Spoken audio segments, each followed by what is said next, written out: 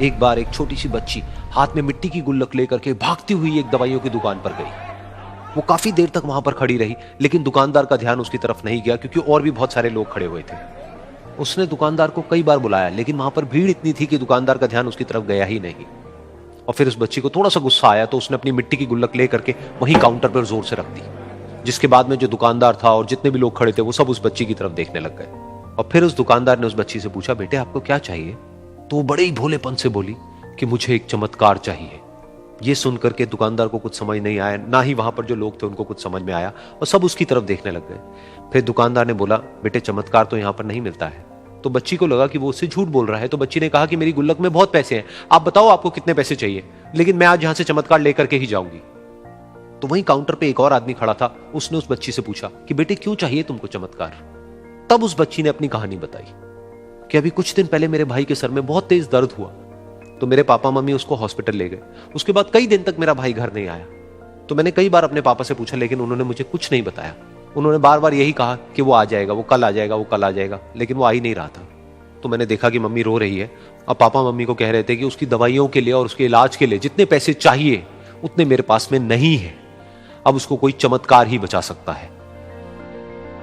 तब मुझे लगा कि अगर मेरे पापा के पास में इतने पैसे नहीं भी हैं तो क्या हुआ, मेरे पास में तो है। तो मैंने जितने भी पैसे जोड़ रखे हैं वो सारे लेकर के मैं इस दवाई की दुकान पर आई। फिर उस आदमी ने उस बच्ची से पूछा, कितने पैसे हैं तुम्हारे पास में? ये सुनते ही उस बच्ची ने अपनी गुल्लक उठाई, जमीन पर फेंकी और तोड़ दी, और पैसे गिनने लग गई। बाकी सब लोग खड़े होकर के उसको देख रहे थे। थोड़ी देर बाद उसने सारे पैसे अपने हाथ में इकट्ठे किए और बोली, मेरे पास में पूरे 19 रुपए हैं। वो जो आदमी वहां पर खड़ा था वो थोड़ा सा मुस्कुराया और बोला कि अरे तुम्हारे पास में तो पूरे पैसे हैं, इतने का ही तो आता है चमत्कार।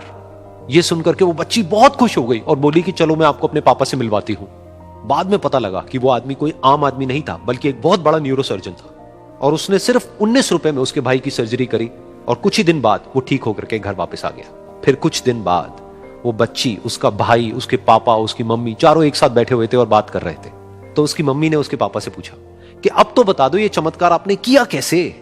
तो उन्होंने अपनी बेटी की तरफ देखा और बोले, ये चमत्कार मैंने नहीं, इसने किया है।